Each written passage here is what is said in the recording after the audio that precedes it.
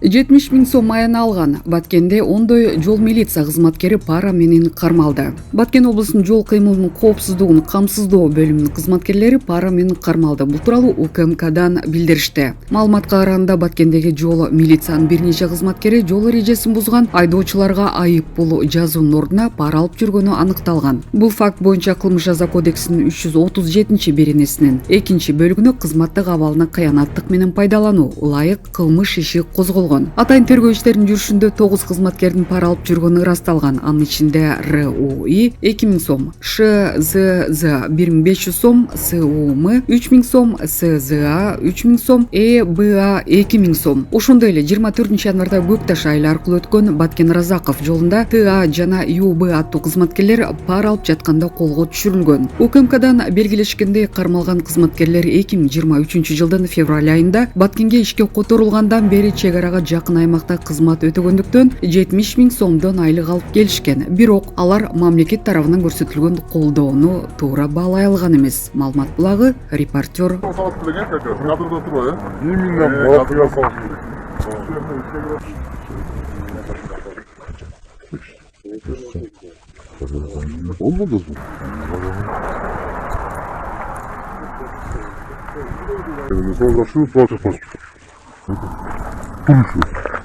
Çekil dolan etken bak telefon.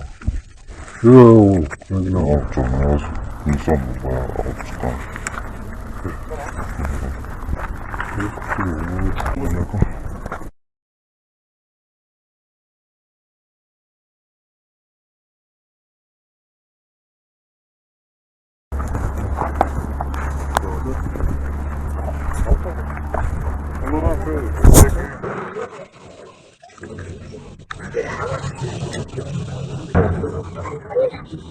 номер geçen bak. Numara yapılan. Ya numara yapılamıyor. Cevap oluyor.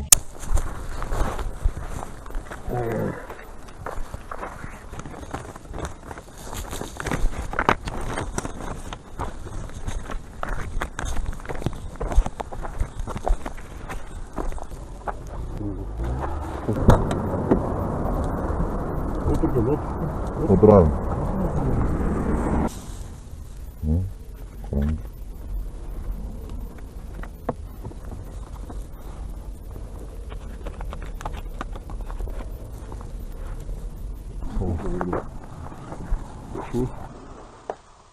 Nereye cezanmayalım? 2,5 birlerdi. Senin cezası 2,5 birler. Böyle bana ne oldu?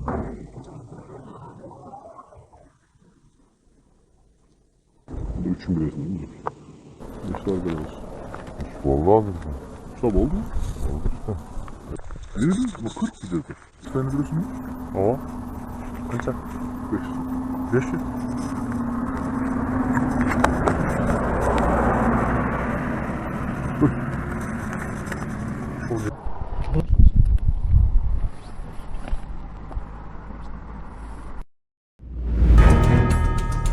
Электроскутерди уурдап саткан подполковник кармалды. Аскер прокуратурасы тарабынан Коргоо министрлигинин аскер бөлүктөрүнүн биринде аскердик жана башка мүлктөрдү сакталуусу боюнча текшерүү жүргүзүлдү. Бул тууралуу башкы прокуратурадан билдирди. Текшерүүдө баасы 165 000 сомду түзгөн электроскутер түрүндөгү мүлк аскер бөлүктүн жооптуу кызмат адамдары жана командири тарабынан уурдалып, андан ары сатылып, акчасы жеке муктаждыктарына иштетилгендиги аныкталган. Аталган факт боюнча Кылмыш жаза кодексинин 210-беренеси ишенип берилген мүлктү ыйгарып алуу же коротуу менен кылмыш иши козголду. Кылмыш иши боюнча берилген атайын тапшырманын негизинде УКМКнын кызматкерлеринин ыкчам коштоосунда чогултулган далилдер менен кылмышка шектүү катары Коргоо министрлигине караштуу аскер бөлүктөрүнүн биринин командири гвардиянын подполковниги Т.М. аттуу кармалып камакка алынды. Учурда тергөө амалдары жүргүзүлүп, кылмышка тиешеси бар башка жооптуу кызмат адамдары аныкталууда.